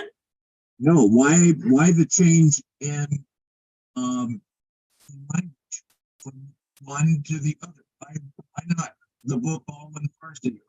Oh, I don't know. What's the significance there? I don't know. You know, this is something that like I told you at the beginning of this whole thing, I'm really good with history and dates and people, and I'm really bad with anything mystical. But there is a very, very, very good reason for why certain things are revealed in Persian and certain things are revealed in Arabic. And now, the people who understand maybe this are like the professional translators and the scholars, you know, who are like equally fluent in Persian and Arabic. People like maybe Adi Masumian outside of the World Center, people like Nader Saidi, people like Mujan Momen, people like that. Because Baha'u'llah, and there is actually, Joseph, there is actually I can send it to you and anyone else if you want. There is a compilation, I think, on the languages of revelation, Persian and Arabic, because Baha'u'llah, in several points in his writings, he talks about Arabic being the language of and Persian being the language of. And anybody who knows what I'm talking about can feel free to comment on this. But so to me, I've learned, because I've been doing Baha'i history full time for 3 years now. I've learned in my adventure with Baha'i history to accept that I can actually understand Baha'i history more if I accept things without question more. When I switched from that, like, I still have a healthy amount of why. But whenever it comes to anything having to do with the revelation, because I am not a specialist, I just am like, okay, God, that's fine. That's great. You did that. That's great. And then when I do that, sometimes I find, hey, this makes sense, you know? I think it's very interesting that the mother book of the Baha'i faith is the Kitab-i-Iqan, revealed in Arabic. Mother book of the Persian of the Bab's dispensation is the Persian Bayan, revealed in Persian, which is really interesting because the Bab, listen to this, the Bab revealed 90% of his writings in Arabic and 10% in Persian. Baha'u'llah revealed 60% of his writings in Arabic and 40% in Persian, right? It was like a 90-10 and a 60-40 split. But you know what your comment is interesting is because, like, I guess until now, I never really realized, wow, it's true. Like, even though he only revealed 10%. And can I just say, though, like 10%, that's so little. But then the book of his revelation is in Persian, which is not a mode he used in the first phase of his revelation at all. It was all Arabic. And I'm assuming that the 90% is also including the 500,000 verses of the Kitabul Asma, which are in Arabic, right? So that's, you have 500,000 verses right there that are occupying quite a large number of the Bab's. But you know that I think that I've always felt like one of the most important things I ever learned about the difference between Arabic and Persian is my mom really thinks that Persian sounds like sweet, like the air is sweet, you know, like it's beautiful. And Arabic, it sounds like the kind of language that the mother book of a dispensation is going to be written in. You know what I mean? You know, it sounds confident and like there's no room for doubt. And it's just, you know, that's the language that the Quran is revealed in. You know what I mean? But those are all just personal opinions. But yeah. Yeah, it's a lovely question, Joseph. Thank you. All right. Anything else? Could it be maybe because at that time, a lot of people knew Arabic and not that many Persian, you know, were there. And Baha'u'llah knew that everything is going to be translated to all different kind of languages anyways. So he said, let's get more people understand what I'm really trying to say. You know what? Oh my God. You just gave me yes, why not? Okay, how about this, guys? This is completely, I'm humbly offering this, but you really inspired me. The Persian Bayan, like we said, one of the main aims of the Persian Bayan is to get the Babis to become Baha'is. And what language do the Babis speak? Persian. They don't all speak Arabic, you know? So, and of course, this is something that I'm not saying that's the reason. I'm just saying it could be. And very much so, like you just said, the Kitab-i Ikan is meant for eternity. And so that's why it was in Arabic. Okay, so this Part 10 is not very long because what it covers is two things. It covers the transfer of the Bab from Maku to Chihriq, and it transfers and it covers the examination of the Bab in Tabriz, which was a very major. I made it a separate part because it was such a major aspect of the Bab's. I mean, he is so severely beaten in Tabriz. I just needed this to have its own part. Yeah. Very, very serious. Okay, so the first 3 months in Chihriq, we're going to try to get through that. April 1848. So I told you I was going to explain here why the Bab was transferred to Chihriq. So the prime minister was sure that transferring the Bab to Maku would be enough to wipe him out and make him forgotten. But unfortunately for him, the Bab's imprisonment in Maku was the most productive and fruitful of his entire ministry. So he revealed all the works we just seen, and the Bab was very magnetic. He had such a holy personality and a perfect character that he drew everyone to him, and his name and his fame spread through Azerbaijan. In fact, the Bab became so popular in that remote corner of Persia where he had been sent to be forgotten that it became a real problem for the Persian government to try and solve. The authorities and poor, evil Haji Mirza Akazi had to figure out where to send the Bab where he could not be so attractive. That's number one. Number two, they needed to find a place that was so different, so foreign to what he was used to, that he could not wield his influence and gain followers. So there were 5 criteria. That is how they decided to send the Bab from Maku to Chihriq. Chihriq was supposed to be this different experience very different from Maku, very different from the rest of the Bab's life, because it was everything he was not used to. Chihriq was majority Sunni, not Shia.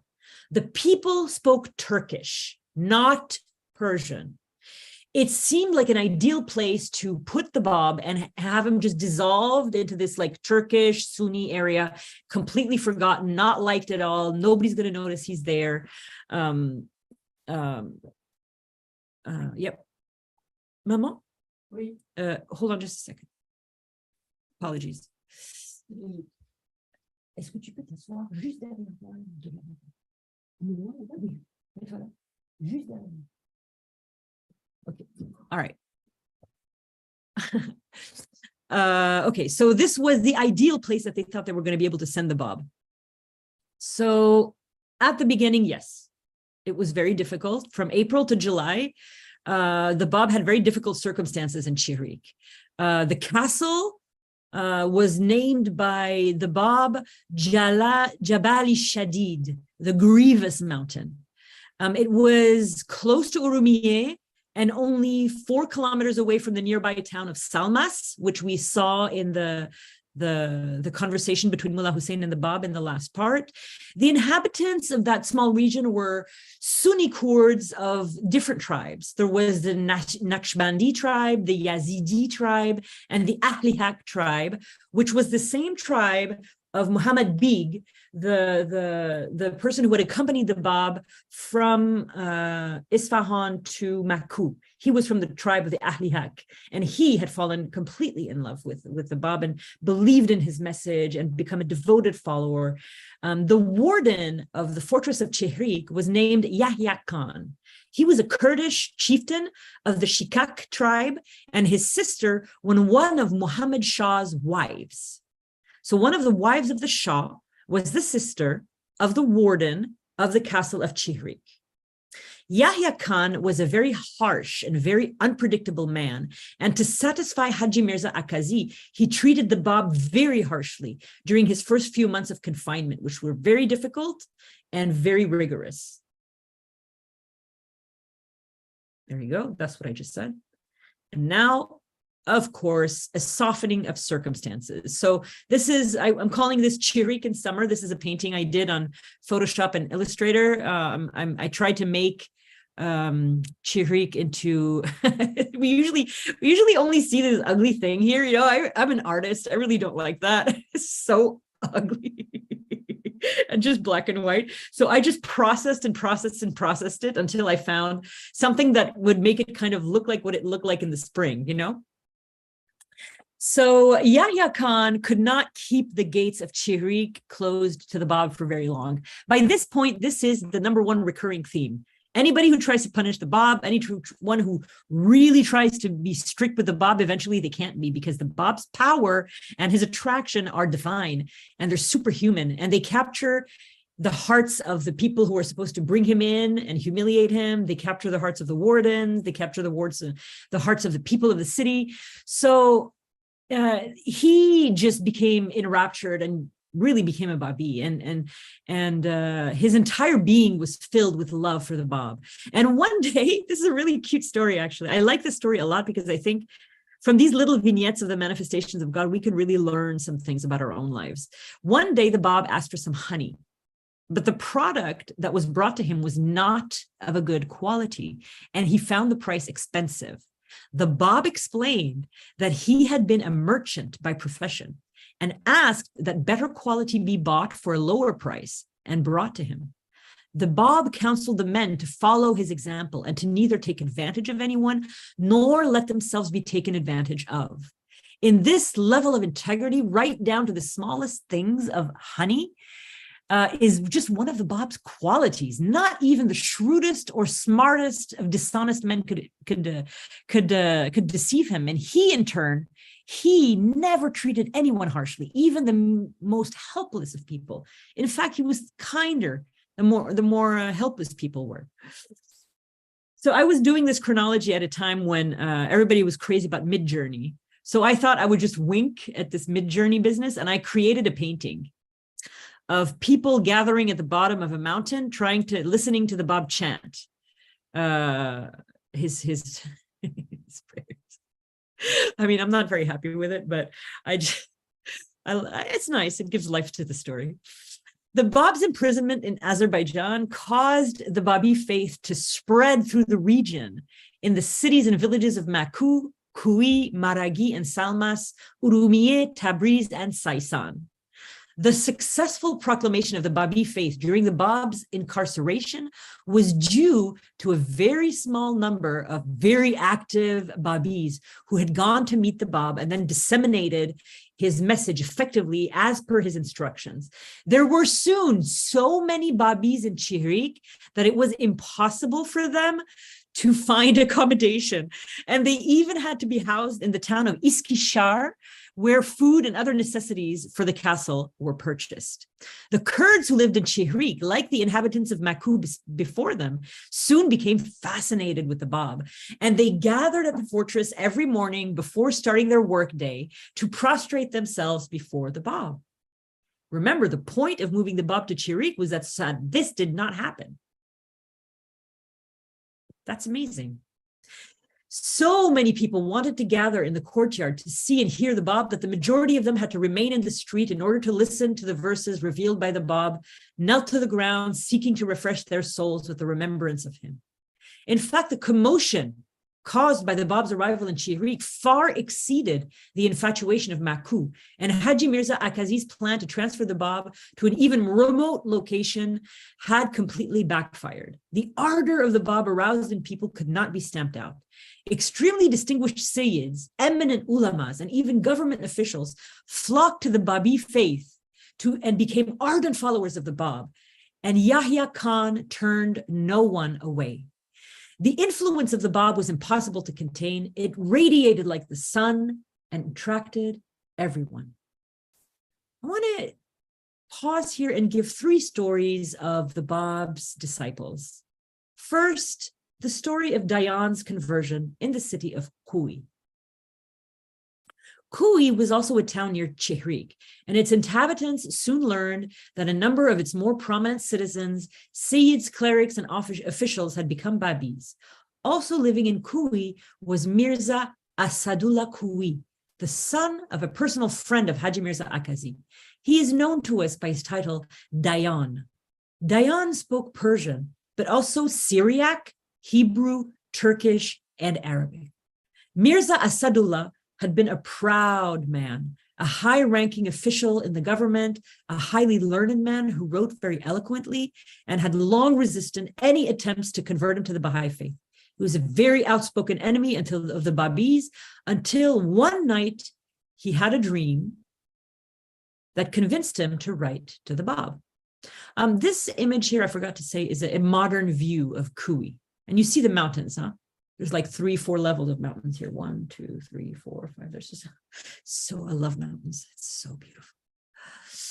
The moment he received the answer to his letter from the Bab, he gave the Bab his complete allegiance with great zeal and fervor, and the Bab bestowed on Mirza Asadullah the title Dayyan, one who rewards, or judge. The Bab conferred on Dayyan, in his own words, the hidden and preserved knowledge, that's a quote from the Bab, and extolled him as the repository of the trust of the one true God. Dayyan's father was so alarmed at his son's intense conversion that he wrote to the Prime Minister, Haji Mirza Akazi, in a panic. Things were not going well for the Prime Minister. All of Haji Mirza Akazi's plans to contain the Bab were failing. It was spreading throughout Persia, unstoppable. And on another front, the health of Muhammad Shah was deteriorating quickly, and his gout was worsening. He did not have long to live. So we have a second Indian believer here at the beginning of the Shah, of the Bab's, at the end of the Bab's ministry. When we had one at the beginning of the ministry, we had an Indian hand of the cause, letter of the living.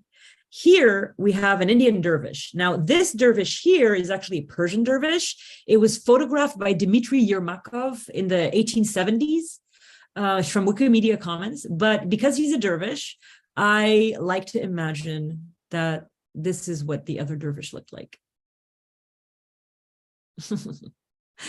One day, an Indian dervish arrived from India. No one ever found out who he really was, and we still do not know.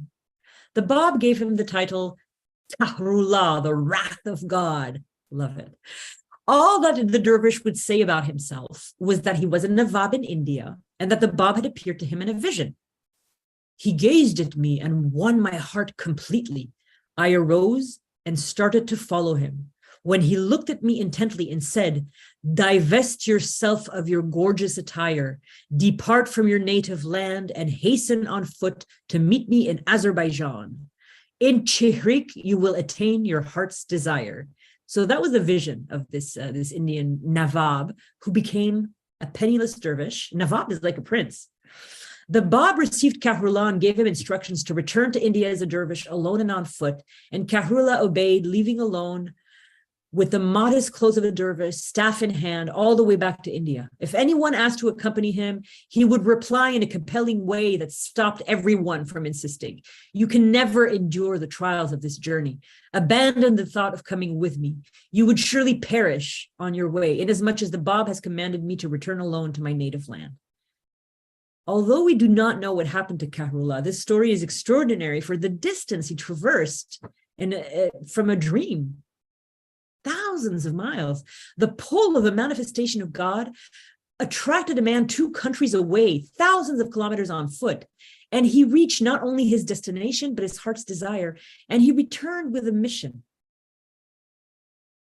Now is a story of the 40 treatises from the disciples of the Bab. This is a late 18th, early 19th century illuminated page from a Quran. Hold on. Sorry, I have a little problem. Oh.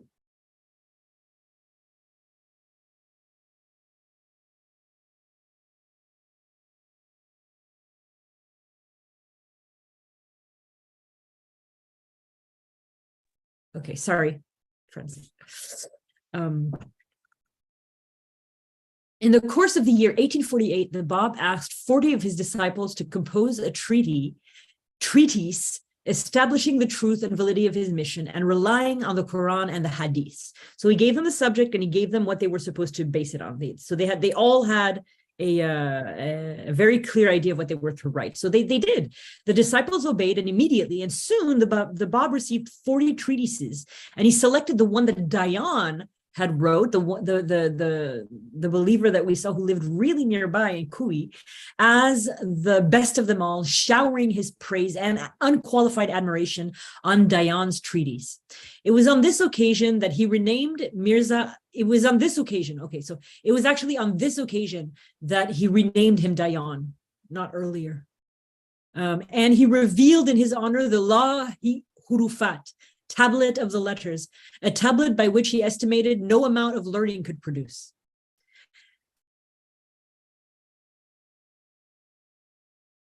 Okay, and so now in Urumiyyih, so this is the very, very interesting chapter in the life of the Bab. In Urumiyyih, between June and July 1848, on the way to the Bab's the Bab's examination in Tabriz, they stop by Urumiyyih. They turn around the lake. I'm going to show you a picture of the lake. It's very beautiful. And the other thing is that in Urumiyyih is where the portrait of the Bab was painted. So it's a very interesting story. So the Bab had an escort to go to Tabriz, and this is what they did. They could have gone above, I guess, but they had a reason not to go above the lake. They decided to go the long way below the lake.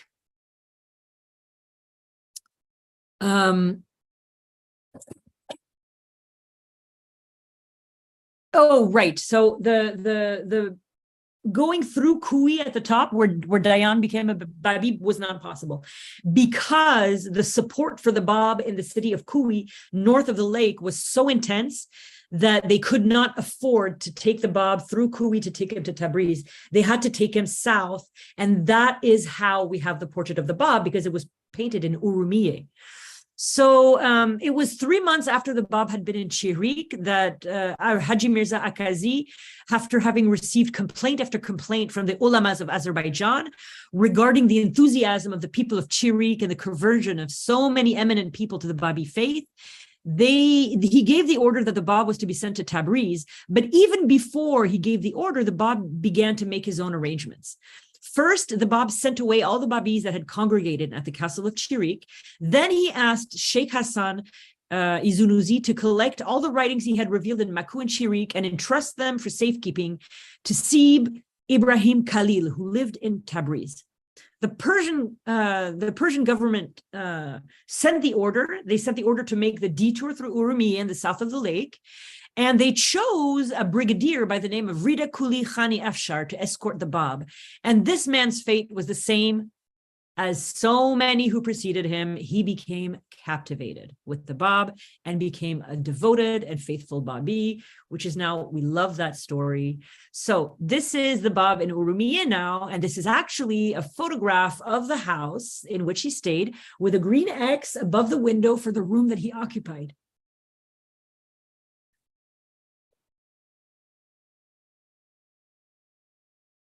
As soon as the Bab reached Urumiyyih on his way to Tabriz, the governor, Kalim Malik Mirza, received him reverently, took him to the governor's court, known as the Four Towers building. Mirza Kazim Ali was the 24th son of Fateh Ali Shah, the Shah of Iran, who lived from 1772 to 1834. He was the paternal uncle of Muhammad Shah, and he was extremely well-educated man. He spoke French to perfection. He was fluent in 5 other languages, including Hindi. Malik Kazim Mirza was a lover of Western arts and education, but he was also a kind ruler who took an interest in his people and often visited the sick. It was thanks to Malik Kazim Mirza's culture, open-mindedness, and fairness that the Bab spent 10 pleasant days in Urumiyyih, which is very nice. Very nice to think of 10 pleasant days for the Bab in the middle of all these imprisonments. Malik Kazim Mirza gave the Bab complete freedom while he was his guest. For the next 10 days, the Four Towers building thronged every day by people who wanted to meet the Bab or just catch a glimpse of him. The Bab was allowed to receive and return visits from local notables, which means he was allowed to go outside the Four Towers building, and also Shia clerics, but he also received visits from the Babis of the town and the local letter of the living, Mullah Jalil-i Urumiyyih. This is the wonderful, kind leader. I found this picture in the corner of the internet. This is a really funny story of, Malik Kazim Mirza loved science. And so this is a photograph of him, a self-portrait of him that was taken, I don't know when, but around the time, must have been around the time of the Bab. It's a self-portrait of him holding a watch in order to measure the exposure of his own photograph that he's taking with I suppose, I don't know. Oh, it's very interesting. I love this picture. I love how grainy it is. Malik Kazim Mirza could not help himself and decided to test the Bab.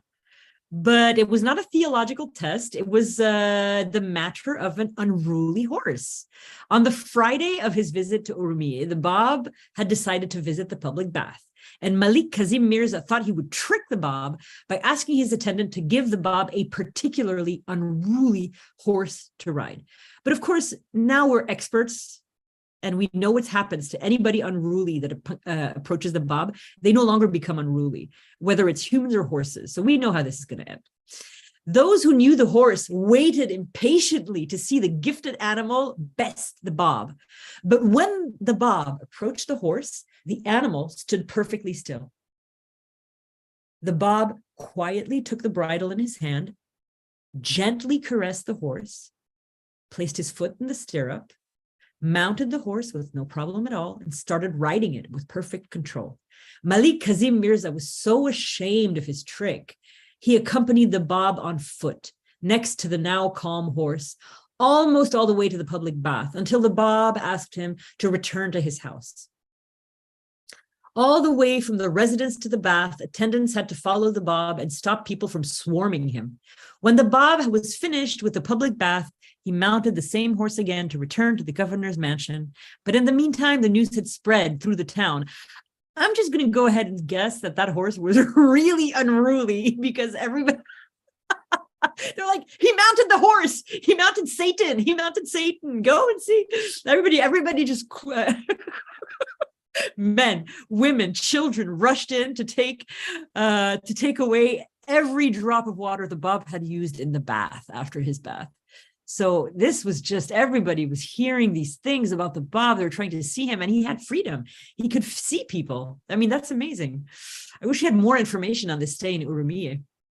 Later, when the Bab was informed for how the overwhelming majority of the people had spontaneously proclaimed their undivided attention to the Babi faith, he calmly quoted Quran chapter 22, verse 2. Think men that when they say we believe, they shall be let alone and not put to the test, to the proof. Believing is great, but so this, because this is a story of the Bab's portrait and I cannot show you that, I decided to show you what the lake looks like. This is a beautiful modern day photograph of a nearby salt lake, Lake Urumiyyih, that's near the town. It's pink. It's for a story about art. So I figured I would put a beautiful artistic picture for a story about an artistic portrait. It was in Urumiyyih that the only portrait of the Bab we have today was painted. And this is the story of that portrait. Aka Bayla Beg was a local artist from the nearby town and Malik Kazim Mirza's chief painter. When Aka Bayla Beg first met the Bab, he noticed the Bab gathered his robes around him as if sitting for a portrait. When he noticed this again on his second visit, he understood. And when he arrived for his first visit, he brought his tools and completed a couple of sketches of the Bab, which he later turned into full-scale black and white portrait. There are 5 known copies of the Bab's portrait. The original black and white portrait was painted by Aka Bayla Beg in the mid to end of July 1848 in Urumiyyih. This portrait was later copied as a watercolor painting at Baha'u'llah's instruction in the early 1880s and delivered to him by the hand of the cause Haji Akund. The third copy was another watercolor copy shortly after, but we do not know where that watercolor copy is. The fourth copy of the painting was found in Aka Bayla Beg's possessions after his death, and Shoghi Effendi requested it be colored in 1936. This copy is still at the Baha'i World Center. And the fifth copy is an incomplete sketch, which was found at the same time as the fourth copy of the Bab's portrait and is believed also to be held at the Baha'i World Center. If you would like to read more about this, you can go online. The Bab in the World of Images. If someone can put that link in the chat.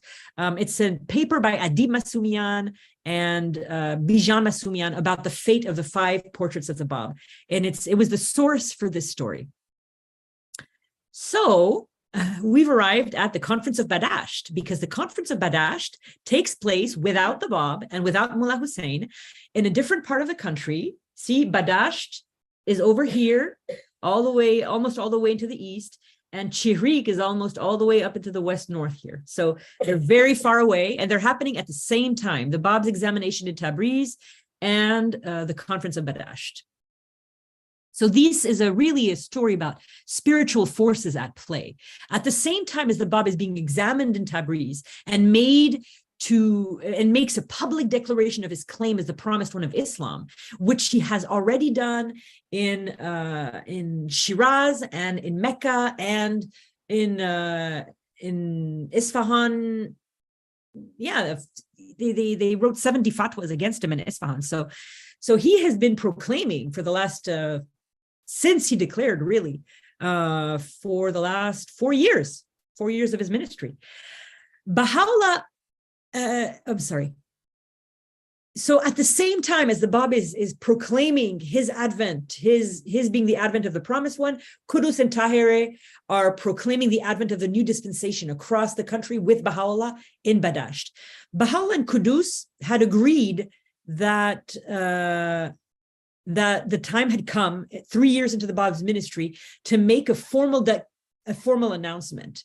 But in order for it to be effective, it had to be dramatic and unforgettable. And for that, they needed Tahereh's indomitable spirit. So Baha'u'llah organized the logistics of the conference, paid for the 3-week event.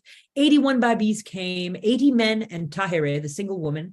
Tahereh is one of the leaders of the Babis.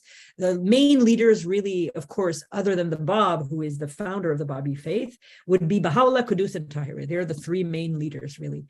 And the climax of Badasht, this is the photograph of the village of Badasht, taken in the 1930s. And yeah, you see it's not as mountainous as Azerbaijan and quite remote. And then, the climax of Badasht, right? So Baha'u'llah, Qudus, and Tahereh had prearranged the roles each one would play to waken the Babis from their slumber, okay? Qudus was to be the conservative voice. He was to toe the conservative line. And then Tahereh was to not toe any line. She was the revolutionary. She was supposed to shake the tree. And Baha'u'llah was in the middle. He would bring the peace between the two. And in that way, the people attending Badasht, they would have this experience of, oh my God, this is so revolutionary. This is so scary. And oh my gosh, Qudus is so conservative. And oh, Baha'u'llah brought us all together. You know, so they would just make people uncomfortable, and then they would be able to mark a difference between Islam and the Babi faith. So there was never really an argument between Tahereh and Qudus, you know? It wasn't like, come, I'm going to cut my neck. No, I don't want to see you anymore. I have cast you into oblivion. No, I'm coming. You know, it was really scripted to shake the Babis from their slumber, because at that point, they weren't really making much of a difference between Islam and the Babi faith. And Badasht is when there is a before and after. The Babis really feel the difference. They feel they're not Muslim anymore. So Tahereh, an argument and counter-argument during the conference until a final, irreconcilable and public break seemed to appear between Tahereh and Qudus. And that was when Baha'u'llah was ill and everybody was around Baha'u'llah, including Qudus, and Tahereh appeared before them, unveiled, and announced to her fellow Babis, I am the word which the Qaim is to utter, the word which shall put to flight the chiefs and nobles of the earth.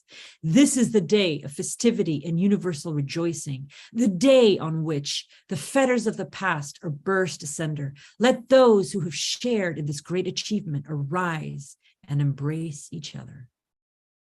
Badasht was a watershed event. The faint-hearted Babis left, and those that remained were committed and steadfast. The blind, orthodox, rigid fetters of the past had been blown away, and the woman's veil, the last and most visible sign of Islam, and the Babi dispensation had been ushered in. The trumpet had been blown.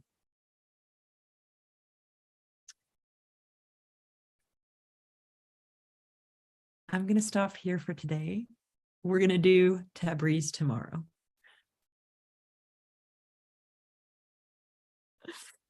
Thank you all for staying so long. So nice to see everybody. Are there any questions? I'm going to just really quick look at the chat.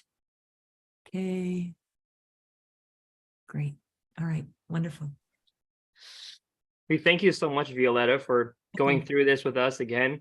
And more importantly, we are going to be continuing this tomorrow, the day after that, and Thursday. Is Thursday our last session?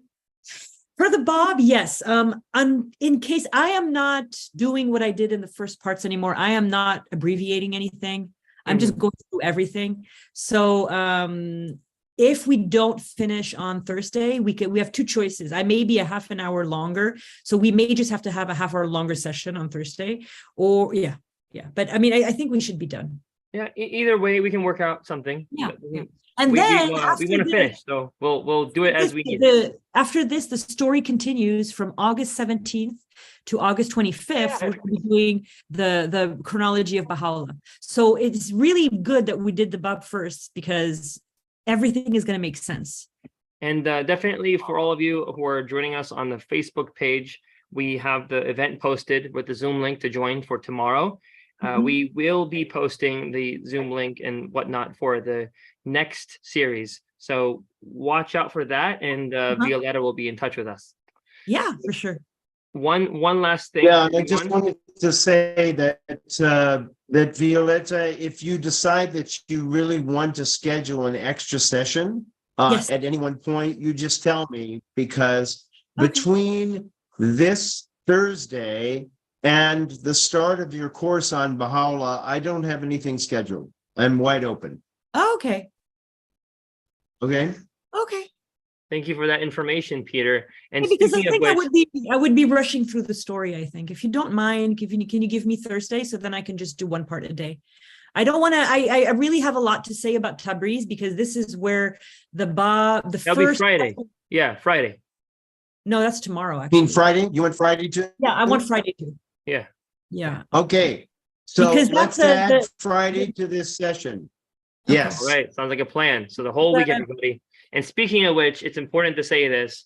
We're going to be having this continuing, not just again with the Bab, but Baha'u'llah. We'll be talking about the Blessed Beauty. Now, that being said, we want to talk about the people who made this possible. So Yes. the Desert Rose Baha'i Institute has been working with the Firm Foundation Academy and Clearwater Baha'is to bring this to you. So we thank the people at the Desert Rose Baha'i Institute for making this possible. We encourage all of you to look into what the Desert Rose Baha'i Institute does. And they're based in the United States, the western side. Clearwater Baha'is is on the eastern side, not the East Coast. It's down in Florida. And then on the other hand, we have the Firm Foundation Academy over in Pike, California. So we welcome all of you, please, to check those institutions out, see what they're up to. They've got some events going on this summer, and you are all welcome, your friends, your communities, to go and join in those activities. Chad Jones will be actually going over to Dawnbreakers. So where you have Violetta Zane going through this, the Dawnbreakers challenge will be a lot less of a challenge. That being said, we welcome all of you to check it out. We are so happy that all of you who are here joined us. And please share the beautiful names of these institutions, the Desert Rose Baha'i Institute and the Firm Foundation Academy. The website for DRBI, is it drbi.org? I'm sorry, I didn't prepare for that. Firm-foundation.org, you can visit for the Firm Foundation website, but DRBI, I forgot. Sorry, guys. But if you look it up on Google, Desert Rose Baha'i Institute, it's like the first hit you're going to get. So that being said, Okay. Violetta, do you want to close out with something? Yeah, I just wanted to say, I mention a lot of papers when I give these talks, and I always give my email at the end. I'll just put it one more time. You're welcome to email me if you want to get more information about something, or if you want me to send you one of the papers I spoke about, like the one about the portraits of the Bab. And I also have a little email list that I send out to give you the links to things beforehand. So if you want to be on that list, also let me know. And I want to thank Firm Foundation Academy and Desert Rose Baha'i Institute and the Clearwater Baha'is, my favorites, because this is the first time I've ever attempted to narrate the chronologies. And without their encouragement and Peter Terry's just unilateral belief that this would work, I never would have thought that this would work. But actually, it's what the chronology was meant for, to be story told. So it's kind of like a podcast. So it's really, I want to thank you for that. It was really moving to me to realize that this is what all that work was for.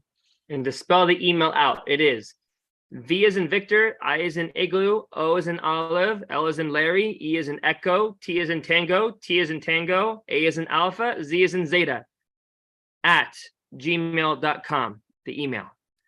That being said, there's one last piece. So Yes. Somewhere on the screen, we haven't decided yet, there's going to be maybe the playlist you can click on or somewhere. If not, we're going to request that maybe somewhere down below or above, wherever YouTube or Facebook places it nowadays, there's going to be a place you can subscribe. Please do so. And then you can go on the channel and see the rest of this playlist. If this is the first exposure you're getting, check out the playlist. This is one part in a series. There's a piece before this, and there's going to be pieces after this. So check it out. Great. Bye, everyone. Bye, everyone. See you tomorrow.